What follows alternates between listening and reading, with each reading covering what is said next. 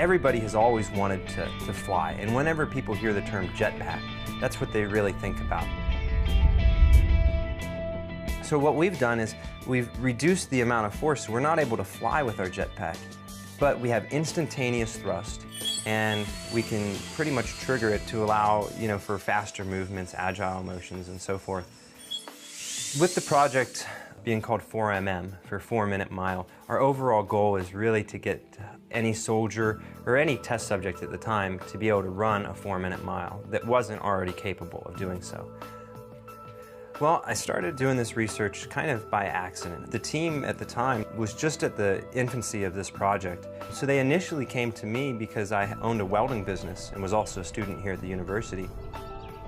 And so we were developing robots that could assist amputees, and DARPA came back to us and asked us, could you develop robots that could assist able-bodied people and make them be able to run faster or do things that they couldn't do before?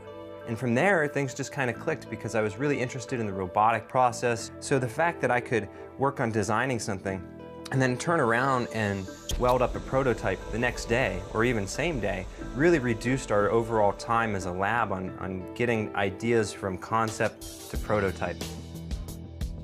We certainly had doubts about could you make someone run faster, and in fact Jason and I had tried to use a towing force with a golf cart to see if you could pull someone and allow them to run faster. So I personally ran around a track and then decided that yes, with the correct pulling force you could get someone to run a 4-minute mile. But the problem is, how do I apply those forces? Do I apply the forces on the trunk, or do I design an exoskeleton that applies forces at the hips and ankles? But the more that we kind of researched into it and found out potential applications, we found that in a warfare type arena, this could be potentially the difference between life and death. If you think of, a Navy SEAL or an Army soldier that has to get in somewhere quick and do whatever they got to do, but maybe get out of there just as quickly. So these devices can really help soldiers to not only accomplish their goals and succeed in their missions, but potentially save human lives as well. We're incredibly engineered as is, and augmenting our abilities really becomes a difficult, challenging research project that you don't know what the answer is going to be. Over trials over a 200-meter distance, we definitely saw a decrease in time and a decrease in what they call metabolic cost, the amount of energy required for a person to run at high speeds.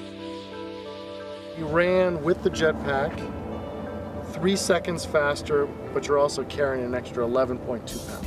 I really wouldn't have nearly as much accomplishment without the faculty and people here like Dr. Sugar that I work with. And if I can continue to work in this field, if I can continue to make wearable exoskeletons and robotic devices that assist people, then I'm feeling like I'm able to accomplish just about anything.